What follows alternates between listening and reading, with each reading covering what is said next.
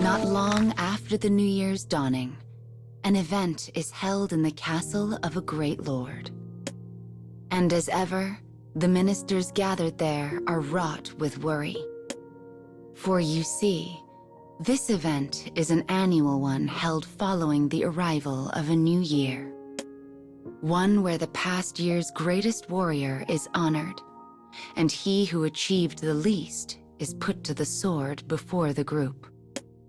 This is why the ministers and generals attend the event with the greatest of trepidation. But this year is different. First, there is the general of the East, whose strategic prowess brought great victory over an enemy nation. Then there is the general of the West, whose forces were routed despite boasting far superior numbers. The results speak for themselves. There can be no room for the vanquished in this land. As the ministers engage in heated debate, the two generals remain silent. Then the castle lord makes his entrance and begins to speak of the rewards and punishments to be handed out this day. The ministers seem almost uninterested. After all, the matter does not concern them. But then, the Lord says something surprising. I have prepared something very special for this year's gathering. As the ministers begin to whisper wild suspicions, a woman enters the hall through a sliding door.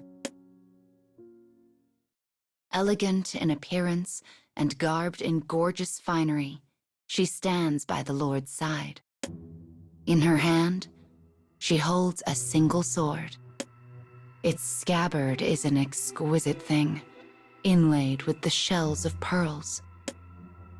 The sight of it causes the ministers to furrow their brows in even greater concern. None among their number know her true face. But even the most elderly of the ministers are taken by her beauty, their eyes hungrily savoring every inch of her form.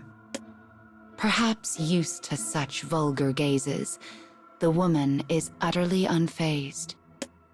Her expression remains unchanged as she draws her sword from its sheath. The light on the blade is dazzling malignance. The power and immediacy of the weapon takes the minister's breath away. What will she do? They wonder. At first, they think she is simply displaying the blade, but then she spreads her hands out and holds it perfectly straight in the air.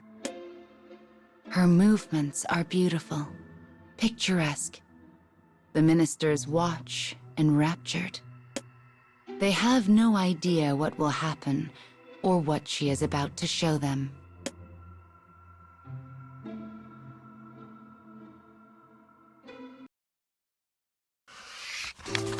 From their seats, the ministers gaze up at the woman.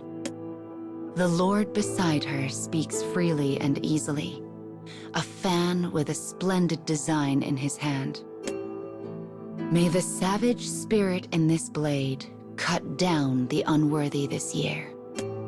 But the Lord's words do not reach the minister's ears. For the woman's slightest movements now command their rapt attention. Slowly, elegantly, she begins to dance. Her blade flutters as she weaves to and fro around the men in the room. Each time she passes, the fragrant aroma of aloes wood engages their senses. Despite how firmly her feet land on the tatami, the straw makes not a sound. She is graceful, flawless, perfection. Her sword flickers as it glides through the air. There are no words to describe such a sight. None present have ever seen its like. As she approaches the general from the east, the man who so recently achieved great victory, her movements become even more exquisite.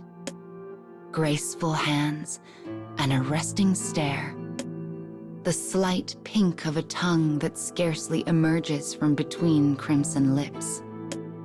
The Eastern general grins widely, his spirits high.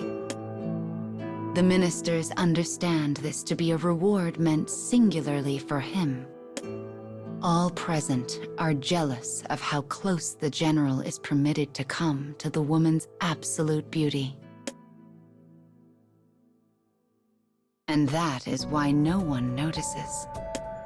Not at first. Not until the moment blood sprays across the room, and the general's head sails elegantly through the air. As blood flows onto the tatami, the general's body crumples into a heap. The gore-soaked woman stares down at it. Disquiet ripples through the ministers. But the Lord silences them with a look. He unfurls a piece of paper and holds it aloft. It is written in the general's own hand. It proves he was plotting treason. The letter details vital state secrets he meant to divulge to the lord of the neighboring province. Behind the shocked ministers, a presence stirs. The Western general, who had been careful to remain unnoticed until this moment, now strides boldly forward. It was he who found the letter and informed the lord of the plot. "There is no room for traitors in this land," proclaims the lord. His powerful voice echoes across the room. When he is finished, he pardons the Western general for his recent losses in battle and announces he will be given the greatest of rewards. But one minister listens with a pale and strained face. Despite his best efforts, a smile begins to curl across his lips. Finally, he can stand no more, and a wild bark of laughter flies from him. It quickly spreads to his fellows. Within moments, the room is filled with wild, roaring laughter. Memory has finally returned to the ministers. Their lord had long been rumored to own a terrifying beast that has never been defeated in battle. No one ever paid the rumor much mind, but the sight before them can permit no more disbelief. Between fits of laughter, the ministers spout curses at the Eastern general for daring to engage in so foolish a betrayal. And to a man, they sing the woman's praises. Though she slayed the general in the most violent of ways, the act was just, virtuous.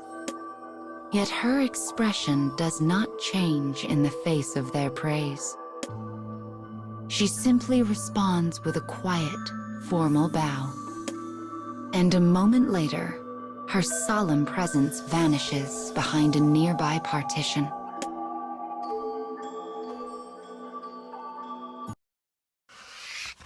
Her task complete, the woman recalls her orders.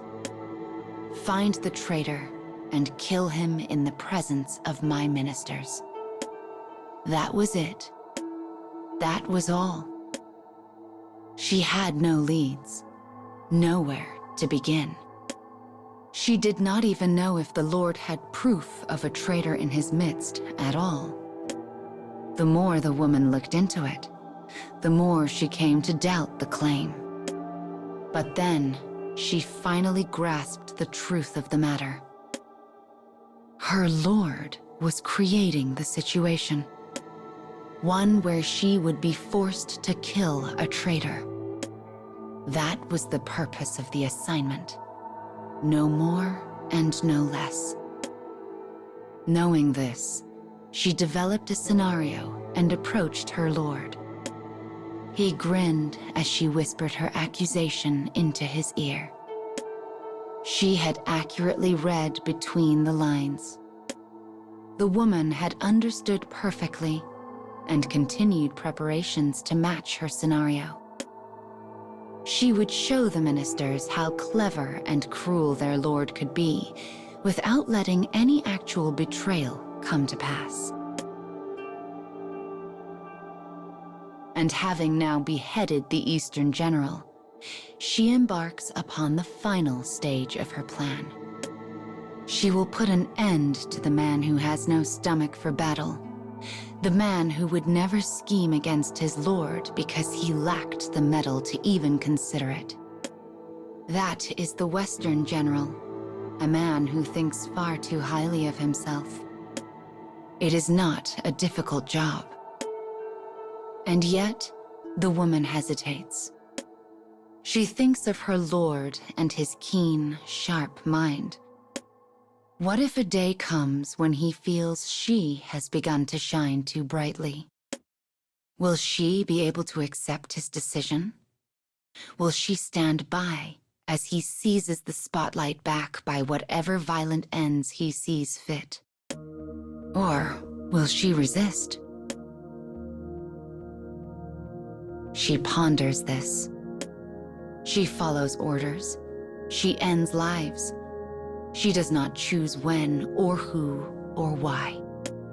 The mission alone drives her actions. This is what makes her an assassin without peer. So long as she follows this path, it is unlikely she will ever have to set her blade against her lord. But what if she has no choice but to cut him down to save her own life? It would mark the first time she had ever killed to ensure her own survival. How would I do it if the moment ever came to pass, she wonders. The room is dark. The inky black reminds her of her own heart, and she imagines the shining arc of a blade piercing it. How interesting. A vague smile crosses her face like flickering candlelight, vanishing as quickly as it arrived. When it is gone, she slips her katana into its sheath and quietly leaves the room.